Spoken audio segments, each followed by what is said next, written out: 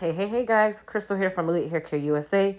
So my client here came in wanting a transformation cut due to some alopecia that she had going on in her crown. So we did a consultation and she decided that she wanted to do a texturizer to loosen up her curl pattern. So I'm going to actually do the texturizer first. You'll notice that with the texturizer, we're still actually using the same product that we'd use for a relaxer. But with a texturizer, speed is required. You cannot do a texturizer as if you would do a typical relaxer. Reason being is the slower you go, the straighter the hair will become. And when you do a texturizer, you have to actually be very, very fast and rinse that hair out almost immediately after applying the product. Now, we've completed the texturizer. I did not color her hair at all. She wanted to embrace her salt and pepper, which is beautiful, by the way. And what I did was go ahead and process her, shampoo, condition her, and then we air dried her, and then I blow dried her out. So what I'm doing now is proceeding with the actual haircut. So her front is really where a lot of the trauma is or the issue lies. So what I decided to do was give her a nice bob cut where I was able to slightly blend in her front instead of allowing that area to be somewhat more noticeable. So I started out by silk pressing her hair. And I want you guys to note, if you can tell, she still has a actual curl pattern, even though we did a texturizer, which is considered to be a chemical service.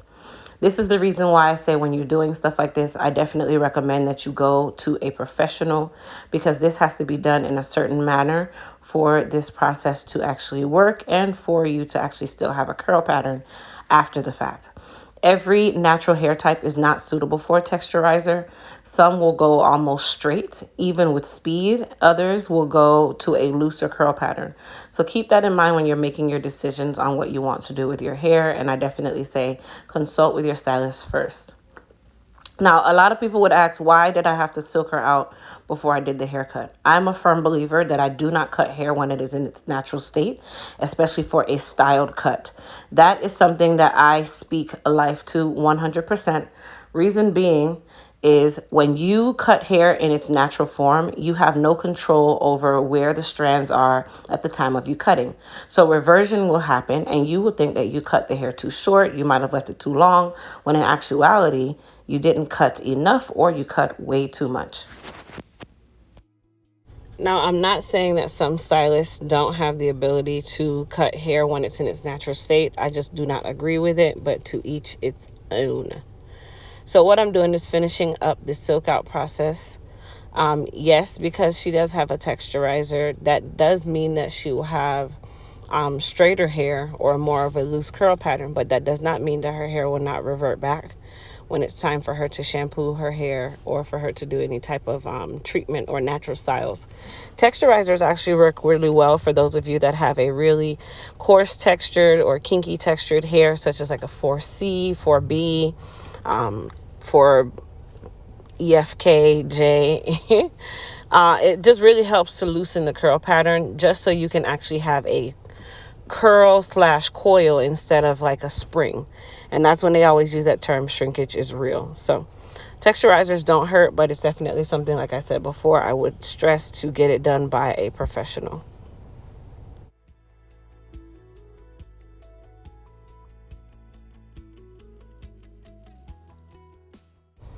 So I get asked all the time, why is it that majority of my styles look the same? Guys, come on. The client comes in based from seeing my YouTube videos or seeing photos of my work on IG, and they come with the idea of where or what they would like their hair to look like. It is not that I want to do the same style over and over again. It is what my clients request, and it just so happens that that is the video that I am filming. So with her hair, I did use my clipper as I do to start my haircut at the base. And then, of course, because she's very sparse in the front, I did have to use my shears and just kind of trim it up. Now, guys, when you have a client who has a form of alopecia or the developing alopecia, or even if they just had some sort of trauma to that area, cutting the hair shorter it's not going to really help the situation. Yes, it will help with style, but if the client actually wants to keep their length, cutting it shorter is not going to really do them any justice. It's really just going to set them back, and then they're not going to take care of their hair. So I definitely recommend consulting with your client to see which direction your client wants to go.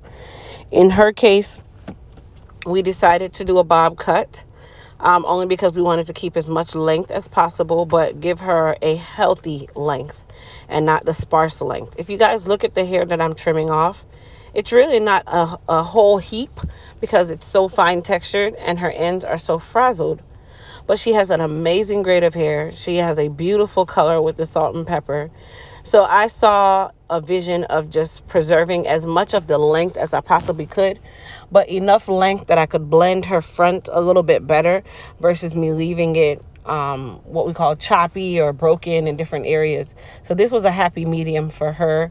Now for her top, all I did was just go through and just clean it up. I didn't want to take way too much off the top because the top is the area where the crown is the area where we're having a lot of the trouble. And then my neighbor decided to come in and say hi. Anyhow, once I completed her haircut, that is when we went ahead and started the style. Now, I didn't want to apply too much product to her hair because she is fine textured. And with fine textured hair, it literally soaks up any product that you put on it. So for hair of her texture, I try my hardest to not put as much of anything on her hair. Mind you, here's what happens if you put too much product. Because her hair is fine, because she is natural, the hair, and she has salt and pepper, which is gray is typically the most resistant hair type and is the most wiry hair type. Her hair is literally going to soak up every drop of oil or serum or whatever I put on her hair, and it is literally going to go ploop. It will have no life, it will have no body, and it will just lay. And the moment she wraps her hair and her natural oils distribute into her hair as well, that is the dynamic for a greasy head that is heavy and flat and lifeless. So that's another reason why I try to stay away from any oil-based products on fine textured clients. Now, it's a case-by-case basis. It's not something that I do for every single client, but it's, like I said, case by case. So what I did was I did spray a little bit of Sebastian Shaper on her hair just to help give some hold, which is a very light or minimal hold, where when she wraps her hair, it's not going to be hard or crunchy. It really just seals the cuticle and makes that curl nice and cute or shapy.